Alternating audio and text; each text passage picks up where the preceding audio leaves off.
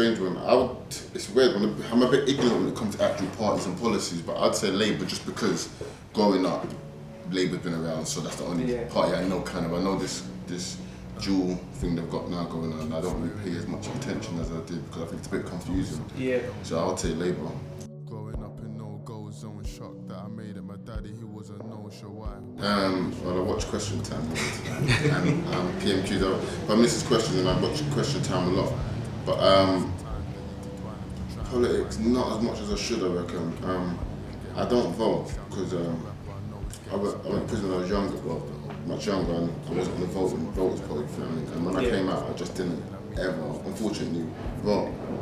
And so I don't vote, but I am actively. I know what's going on in politics. I just don't. I'm just not as active as I should be as an adult.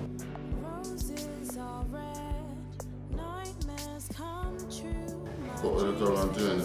Well, I think the best way I reckon is that to have some sort of website or something that will involve that. Everybody's online at the moment on websites and social networking, and if they had a politically based one, I reckon that would help. Yeah. Because then it will make people, it will draw the younger crowd towards it and be actively involved. Mm-hmm. And that's what you lot are doing now. All right.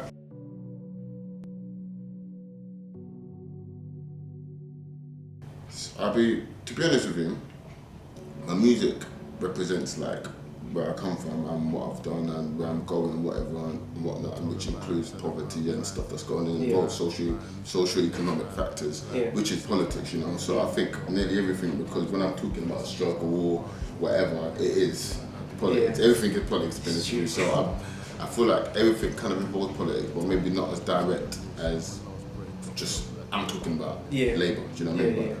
But I think a lot of it is about politics, to be honest. Okay. Nothing to me. David and Goliath means nothing to me. Cause none of these little niggas are fucking. Do you know what? The biggest improvement is if when you're in prison you're doing something productive. They try, like you have jobs and all that rubbish, like you get jobs like packaging jobs where you're putting stupid cereal packs together, breakfast packs, so you have like a plastic bag and you put cereal in it, you put milk in it. It's just nonsense that you can't use on the outside world, do you know what I mean? But I think if everybody in prison was compulsory to do stuff with vocational courses, like whether it be college stuff or job training or something, if everybody had to do that, then that would help. Because if you had to do that, if you learn to be a plumber in prison, you'd come out, and then if you're still doing stuff, you have that trade now, and you'll do it, And it's not that readily available in prison, and I think that is a thing that doesn't help. You're not learning any life skills, you're being punished, but it's supposed to be rehabilitation, and there's no rehabilitation in prison, it's just punishment. And punishment doesn't help. You don't learn from punishment. Like when your mum smacks you for doing something wrong, if you don't know why she's smacking you, you're gonna do it again. You know what I mean? Yeah, definitely. Whereas if she teaches you or teaches an alternative to behave in a certain way, then you're gonna do that because you don't want to be smacked anymore. But if you're not taught that, then you just never know. It's just a repetitive thing, it's just a vicious cycle.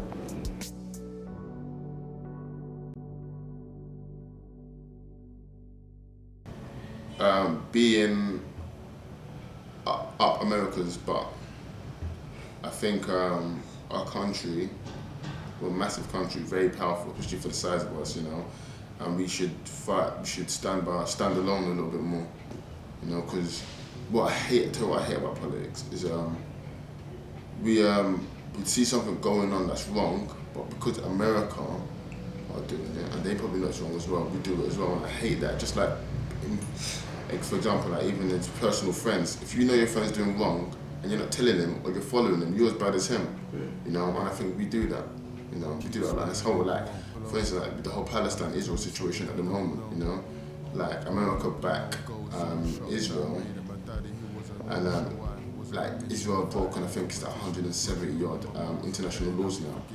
And I know America vetoed them, and we're backing them, and they're doing something wrong, they're suppressing the Palestinians, and I think we follow America too much, and I think it's not good. Sometimes you gotta be like, no, that's not for me, You don't do that, we're not on it, you're my friend and that, but let's not go there, and they do it.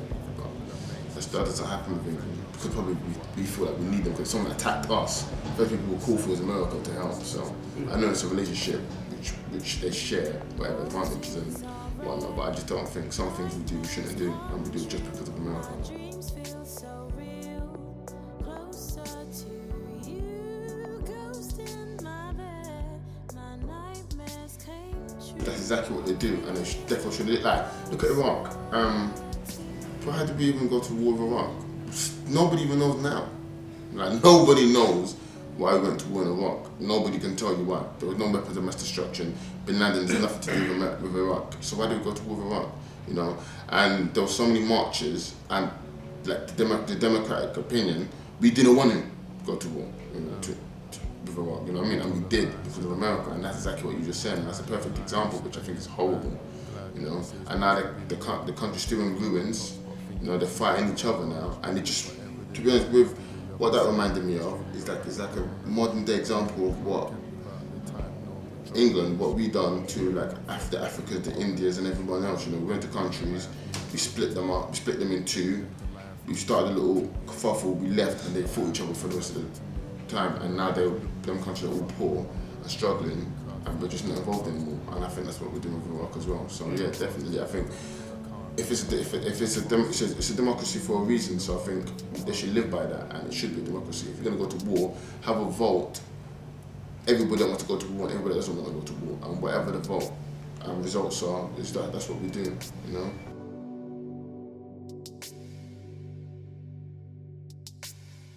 Even people that are not allowed to vote, because you're not allowed to vote, you're not allowed to have an opinion. That doesn't make any sense, you know. We definitely, because we're the future, grassroots, young people are the future, you know what I mean? So we should definitely have a voice. They should definitely have a voice in Parliament, because they get to talk on their future, you know? There's no point us messing up and them getting there and then them trying to correct it and then someone else trying to correct it after. I think they should definitely have a voice. So it's a good idea, to be honest.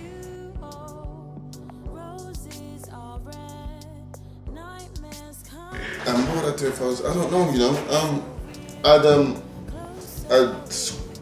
I'd make sure congestion charge, goes to something with a purpose, because that's one big thing I'll do, because at the moment we pay a lot of money that came out of nowhere. No, we didn't have congestion charge, and now we have congestion charge. So where is that money?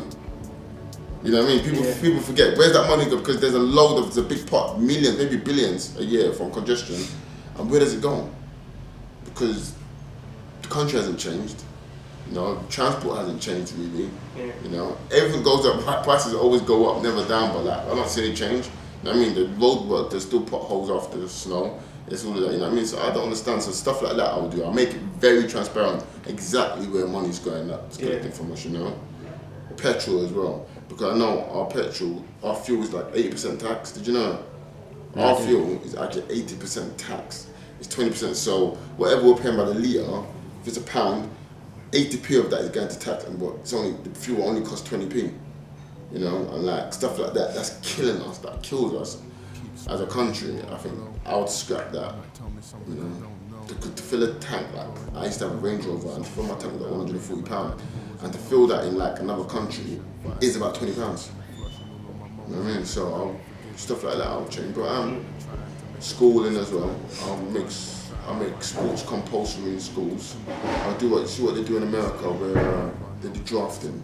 So to be a sports person, what they do, you get, and in Australia actually, you get tests. So at the beginning, when you like become, I think 11 or something, they give you tests. They give you like motor neuron test, physical test, speed test, agility test, and whatnot. And whatever you're good at, they put you into that sport category.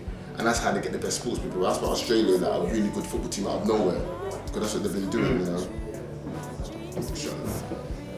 And like, I'll do that kind of thing as well, because I think sports helps the world a lot, you know. Yeah. Sports helps the world a lot, so I think I'll do stuff like that. Definitely. Yes, but it's definitely involved in a little bit more.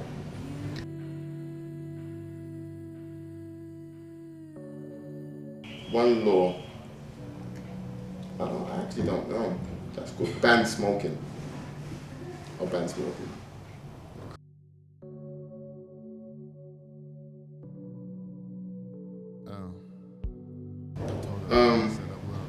It's weird because I actually don't know the last. See, since this new government come in, I don't know. I don't know what they're doing. I actually don't know what they haven't told me anything. I don't listen anymore. Is that because all interest? Okay, It's too confusing. who runs the country? It's conservatives, right? Yeah. But it's partly something else. Liberal Democrats. Lib Dem, it's partly Lib Dem, and I just don't understand it. I honestly don't understand it, and because of that, I just forgot. Even the other day, someone was like, the Prime Minister's like, oh, the Prime Minister, I can't remember. How can I not remember the Prime Minister's name? It's so confusing, and so much, they made it so complex now. Maybe they did it on purpose, so it's not as transparent as before, so you don't have one person to blame. Like, everyone blamed Tony Blair for stuff. Now no one even knows who to blame, you know? And I know, and again, like, I don't trust politics, because like, I know the Lib Dem leader, is it Ed Miliband? No, that's Nick Clegg. Nick Clegg's right. So, now I've heard his name in like 2 years already. But like Nick Clegg, I know he was against a lot of the policies the Conservatives were pushing. Like tuition fees and yeah. And now it's like, he's just rolling with them. Like, what is that? You know what I mean? Like, how can you fight against something so long and feel like, F it, come, let's just do it together then. You know what I mean? And I just think, that doesn't make no sense. If my opposition is my opposition, it's my opposition. I'm not gonna come to an agreement with them, you know, because it's your opposition. So like, I honestly don't pay attention anymore. So I don't know, I can't answer your questions, I don't know what they tell me. I don't know what's going on. Well, the last thing I know is the tuition fees speech, but apart from that, I don't know anything about healthcare, about foreign policies, I don't know anything about it anymore. I lost interest when Tony Blair went. I didn't even love Tony Blair, but at least he was somebody that I could actually hold accountable for. Yeah.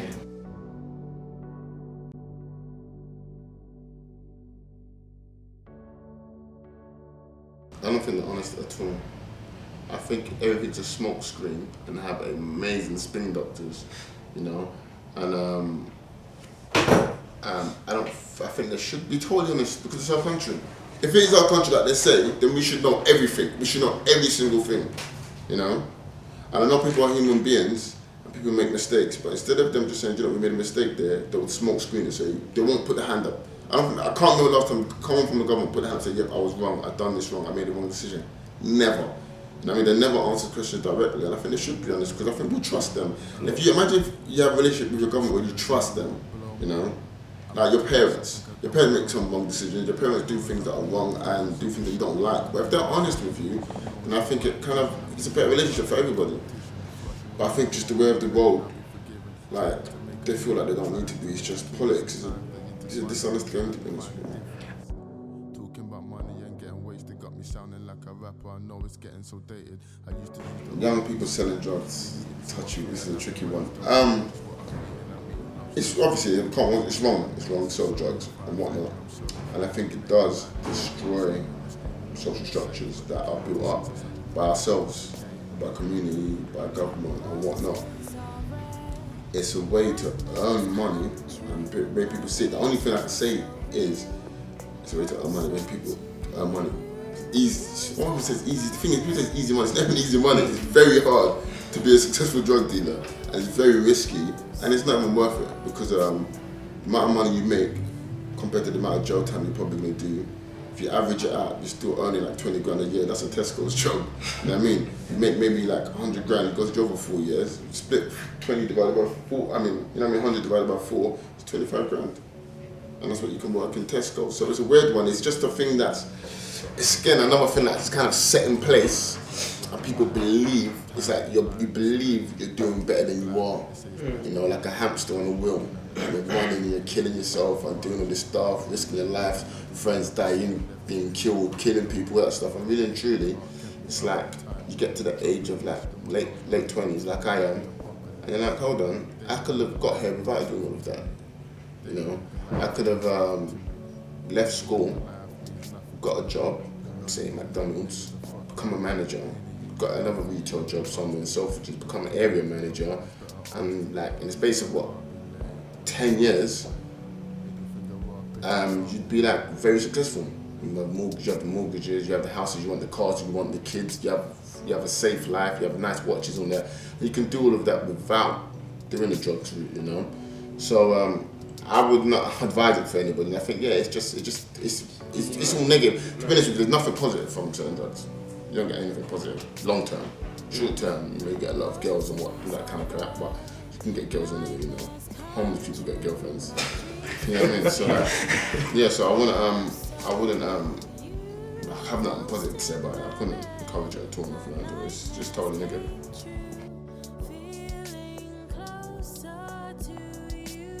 I think everybody, including myself, should try to know what's going on in politics and try to be a little bit more involved. I know it's hard because you'll feel like whatever you say is not going to change anything, but try to be a little bit more involved, because education is never a negative thing, and educating yourself in situations and politics is never a negative thing. So yeah, just try to be a bit more involved.